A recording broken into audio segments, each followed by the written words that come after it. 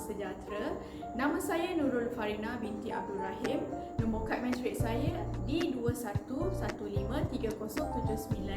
Okey, pada hari ini saya akan membentangkan mengenai kod etika berkaitan isu yang dipilih. Oleh itu, antara isu ataupun salah satu isu yang telah saya pilih adalah isu melibatkan gangguan seksual di antara guru di sekolah.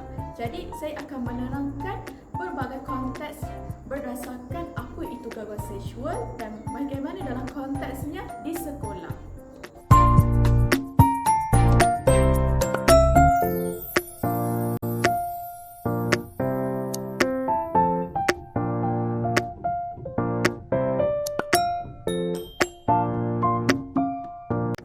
Sebelum saya menjelaskan lebih lanjut mengenai isu yang saya pilih, terlebih dahulu kita perlu melihat bahawa tugas guru ini bukanlah sesuatu tugas yang mudah. Kerana guru bukan sahaja menyampaikan maklumat ataupun menyampaikan ilmu, tetapi dia juga adalah sebagai pendidik yang mana membina ataupun membentuk tingkah laku dan juga amalan yang positif terhadap pelajar. Sungguh pun begitu di dalam aspek tingkah keguruan itu sendiri, kita perlu mengalas tanggungjawab dan juga amanah yang perlu dipatuhi. Walau bagaimanapun tidak dapat dinafikan kesalahan tingkah laku melibatkan etika profesion keguruan ini boleh berlaku di kalangan para guru. Salah satu isu yang boleh berlaku adalah dari segi kesalahan tingkah laku melibatkan gangguan seksual. Seperti kita tahu, gangguan seksual ini seringkali kita baca di dalam akhbar ataupun kita baca di mana-mana artikel maupun di laman sosial sendiri pun berkaitan di antara gangguan seksual antara guru dan juga pelajar. Walau bagaimanapun, gangguan seksual ini juga boleh terjadi dalam kalangan guru dan juga guru, di antara guru dan juga guru. Justru itu, sebelum kita pergi ke perbincangan yang seterusnya, saya akan menerangkan apa itu gangguan seksual secara umum sebelum pergi kepada skop yang lebih kecil.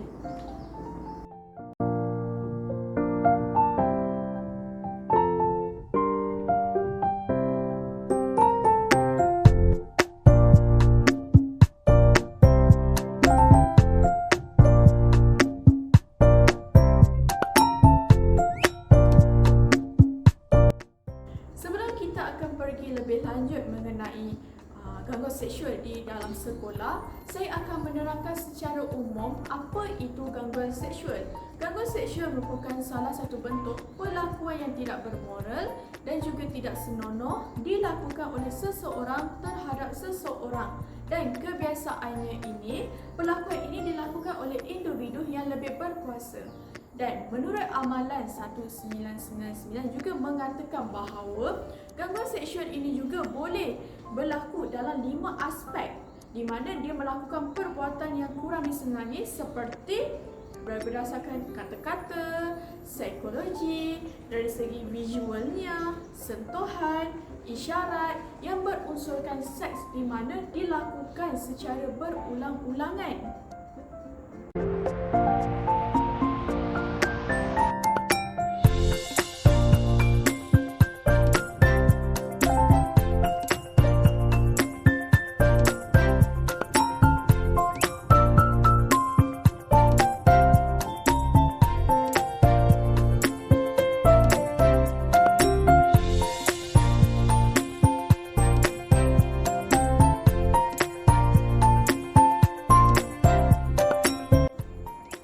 Sebentar tadi saya telah menerangkan definisi gangguan seksual secara umum. Pada bahagian ini pula saya akan menerangkan gangguan seksual di dalam skop tempat kerja. Seperti kita tahu bahawa gangguan seksual ini, terutamanya di dalam skop tempat kerja, merupakan salah satu fenomena yang sangat membimbangkan. Mengapa saya mengatakannya fenomena ataupun isu yang sangat membimbangkan?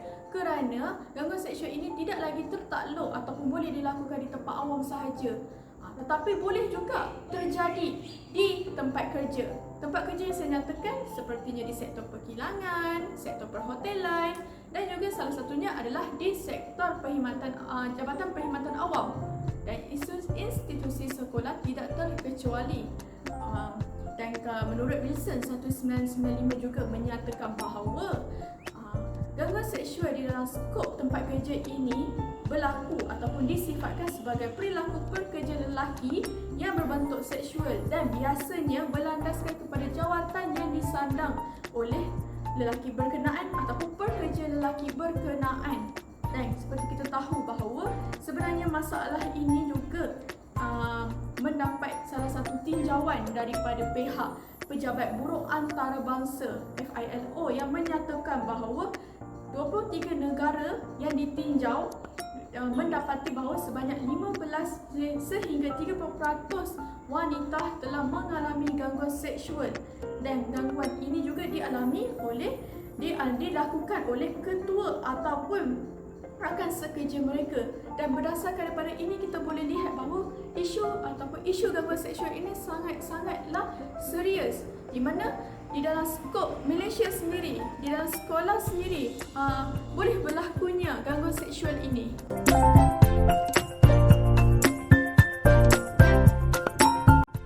Okey, di sini terdapat 5 jenis gangguan seksual yang boleh terjadi di dalam tempat kerja. Antaranya adalah gangguan seksual melibatkan isyarat, psikologi, fizikal, melalui daripada bahasa isyarat dan juga daripada secara lisan. Seperti kita tahu, kalau gangguan seksual melibatkan secara lisan ini, dia lebih kepada kata-kata berbau seksual, komen-komen, gurauan ataupun usikan yang tidak menyenangkan, yang menampakkan unsur-unsur seks. Manakala gangguan secara isyarat ini pula lebih kepada pandangan, kelengan, isyarat ataupun dari segi bagaimana dia memegang sesuatu barang ataupun memegang makanan dengan cara yang menggoda. Dan manakala gangguan secara visual pula lebih kepada macam menunjukkan bahan-bahan berunsurkan lucah. Seperti sekarang pun kita boleh lihat dekat laman sosial sendiri pun, ataupun seperti kita guna WhatsApp sendiri pun boleh hantar gambar-gambar yang tidak sepatutnya di Telegram. Jadi benda itu juga merupakan salah satu gangguan melibatkan visual.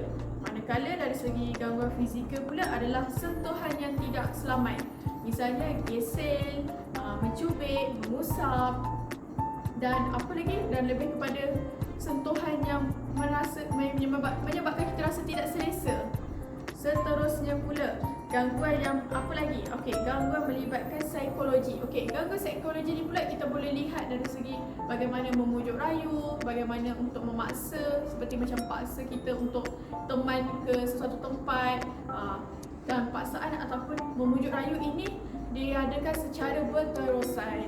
Jadi dekat sini kita boleh lihat ada 5 jenis gangguan seksual yang boleh terjadi melibatkan dalam skop lokasi tempat kerja ataupun dalam skop di sekolah ini boleh berlaku 5 jenis gangguan seksual.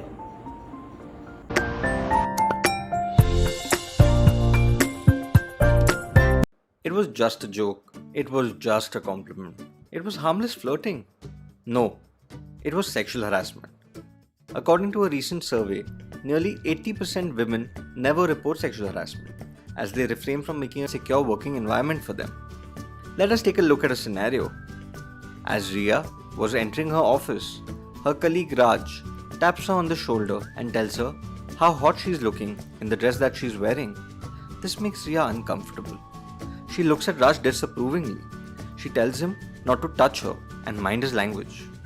Raj apologizes and it never happens again. Is Riya being sexually harassed by Raj? The answer is no.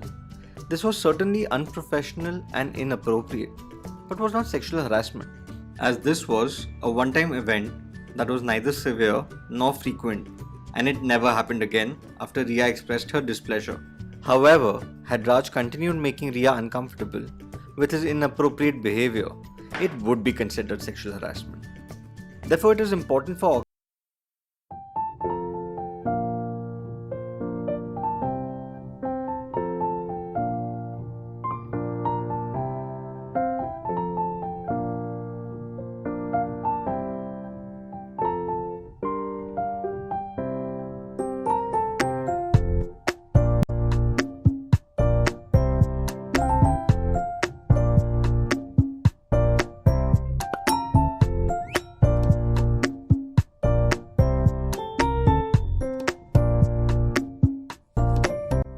Okey, seterusnya pula perbincangan akan melibatkan statistik gangguan seksual di sekolah. Saya telah mengambil contoh ataupun saya telah menjadikan rujukan Prof. Madya Dr. Haji Azizi bersama Hasmadi bin Hassan dalam penulisan jurnal mereka mengenai masalah gangguan seksual di kalangan guru-guru di Johor, Melaka, Negeri Sembilan dan Selangor. Justru itu, terdapat 4 jadual yang telah saya sediakan. Okey, pertama sekali kita lihat jadual pertama mengenai taburan mangsa mengikut status yang mengalami gangguan seksual di Johor, Melaka, Negeri Sembilan dan Selangor. Okey, untuk jadual ini seramai 78 responden yang terdiri daripada guru telah menjadi gangguan seksual di antara guru juga dalam sekolah. Jadi kat sini kita boleh lihat bahawa bilangan yang berkahwin dan mengalami gangguan seksual seramai 42 orang, melibatkan 53.8%, manakala status yang bujang pula melibatkan 36 orang, iaitu seramai 46.2%. Jadi kita boleh lihat dalam jadual ini. Jadi berdasarkan jadual 1 ini juga menunjukkan taburan mangsa gangguan seksual ini boleh berlaku di antara mereka yang telah berkahwin ataupun mereka yang sememangnya bujang. Dan ini menunjukkan bahawa ia telah mendatangkan kesan yang tidak selamat. Walaupun sudah berkahwin sekalipun, tetapi gangguan seksual ini tetap akan boleh terjadi. Okey, kemudian pada jadual kedua pula kita boleh lihat taburan mangsa yang mengalami gangguan seksual di Johor, Melaka, Negeri Sembilan dan Selangor mengikut bangsa. Tadi kita mengikut kepada status, tapi untuk jadual kedua ni pula dia merujuk kepada bangsa. Seramai 78 responden seperti tadi juga telah mengalami gangguan seksual. Jadi kita boleh lihat berdasarkan jadual ini, Melayu bilangan yang mengalami gangguan seksual seramai 34 orang, di mana peratusnya adalah 43.5. Cina pula, iaitu guru Cina, dia bilangan yang mengalami gangguan seksual seramai 19 orang, merujuk kepada 24.4%. Seterusnya guru berbangsa India pula yang mengalami gangguan seksual seramai 17 orang, yang mana peratusan dia adalah 21.8%, dan bangsa lain-lain pula bilangannya adalah 8 orang guru dan peratusnya adalah 10.5. Jadi berdasarkan jadual tersebut, kita boleh lihat bahawa terdapatnya taburan mangsa yang mengalami gangguan seksual tidak kira pelbagai bangsa. Sebab kita lihat bahawa dari segi kaum Melayu, India, Cina dan juga bangsa lain-lain mengalami juga gangguan seksual ini, dan guru berbangsa Melayu adalah yang menerima kekerapan paling tinggi jika dibandingkan dengan guru kaum lain. Seterusnya, pada jadual ketiga pula menunjukkan taburan mangsa yang mengalami gangguan seksual di Johor, Melaka, Negeri Sembilan dan Selangor mengikut jantina.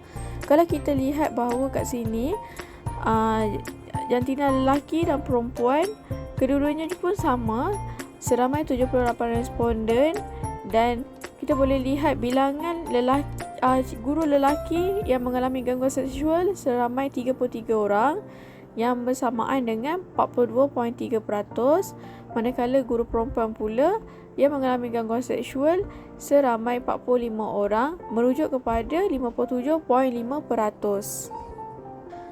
Berdasarkan jadual yang ditunjukkan, kita boleh lihat terdapatnya taburan mangsa yang mengalami gangguan seksual ini tidak mengenal jantina. Hal ini kerana meskipun kita selalu terdedah gangguan seksual ini seringkali dikaitkan dengan guru perempuan, tetapi sebaliknya boleh berlaku juga kepada guru lelaki. Dan buktinya kita boleh lihat pada jadual tersebut. Akhir sekali adalah jadual 4. Jadual 4 ini pula melibatkan lokasi, iaitu di Johor, Melaka, Negeri Sembilan dan juga Selangor. Seperti kita tahu bahawa terdapat 78 responden, iaitu melibatkan guru-guru yang mengalami gangguan seksual. Okey, seperti di Selangor, kita boleh lihat seramai 33 orang guru yang mengalami gangguan seksual bersamaan dengan 42.3%. Manakala Melaka pula, seramai 20 orang guru melibatkan 25.6%, dan Negeri Sembilan pula tangga ketiga iaitu 14 orang guru merujuk kepada 17.9%, dan Johor pula melibat yang paling terakhir iaitu paling terendah, seramai 11 orang guru yang mengalami gangguan seksual iaitu merujuk kepada 14.2%. Hal ini menunjukkan bahawa jadual tersebut menunjukkan bahawa taburan mangsa yang mengalami gangguan seksual mengikut lokasi negeri, kalau kita dapati tadi, Selangor menduduki tangga paling teratas, manakala Johor paling terendah. Oleh itu, apa yang boleh saya rumuskan berdasarkan 4 jadual tersebut menunjukkan bahawa gangguan seksual ini sememangnya memang ada dalam pejabat awam, terutamanya melibatkan guru-guru, tidak kira mengenal status, bangsa, jantina, begitu juga dengan lokasi. Keadaan ini sangat membimbangkan kerana statistik yang diambil ini merupakan salah satu pembuktian kepada isu dan juga masalah yang berlaku ini, iaitu masalah etika yang berlaku ini.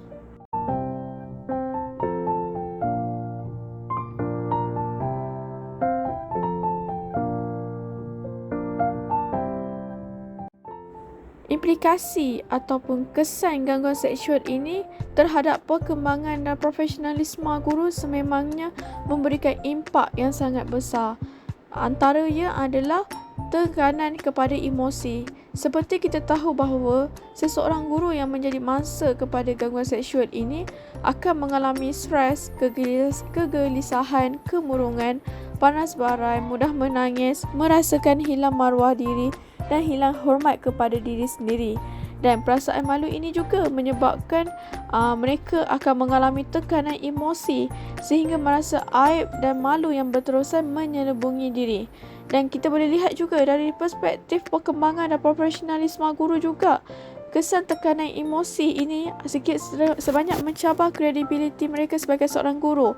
Sebab kita tahu bahawa guru ini memang dia mempunyai karisma dan mereka juga mempunyai salah satu aura untuk mereka mengajar. Dan kita tahu juga peranan guru ini bukan sekadar untuk menyampaikan ilmu, tapi mereka juga adalah individu yang selalunya dihormati. Walau bagaimanapun, apabila guru yang mengalami gangguan seksual ini menyebabkan mereka akan merasa lebih tekanan emosi yang sehingga mendatangkan aib dan menjejaskan bidang tugas mereka sendiri. Seterusnya pula adalah kesan kepada prestasi kerja menurun. Menurut Wilson 1995 mengatakan bahawa gangguan seksual yang berlaku ini akan memberikan impak negatif kepada sesebuah syarikat. Hal ini kerana yang akan dipengaruhi kepada prestasi kerja mangsa seperti berlaku peningkatan ketidakhadiran kerja, penurunan semangat kerja, semakin kurang produktiviti dan akhirnya memberi kesan kepada sesebuah syarikat ataupun sektor pekerjaan. Dan kita lihat juga dalam skop perkembangan dan profesionalisme guru, yang mana bila guru yang menjadi mangsa ini, mereka sedikit sebanyak akan memberi kesan kepada daya tempuan ataupun prestasi kerja mereka, di mana mereka akan mula hilang semangat untuk datang ke sekolah untuk mengajar, kurang memberikan prestasi yang mengesankan, dan perkara ini juga akan memberikan impak ataupun memberikan kesan negatif kepada kerjayanya sebagai seorang guru. Malahan, kesan ini juga menyebabkan guru tidak dapat memberikan komitmen sepenuhnya.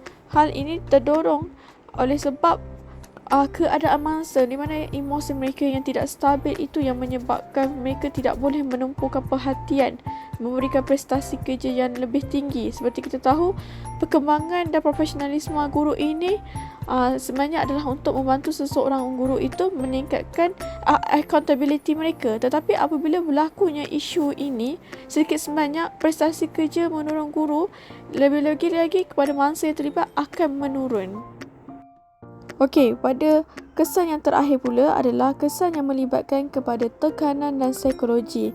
Seperti kita bincangkan, gangguan seksual yang berlaku kepada guru yang menjadi mangsa ini akan menyebabkan mereka menghadapi pelbagai tekanan psikologi. Antaranya adalah merasa tidak selamat, terhina, merasakan moral dalam diri semakin rendah, keadaan masa depan yang tidak menentu, perasaan takut dan bimbang. Dan bila keadaan ini dibiarkan berlarutan, perkembangan dan kesejahteraan hidup mangsa akan meninggalkan kesan yang negatif.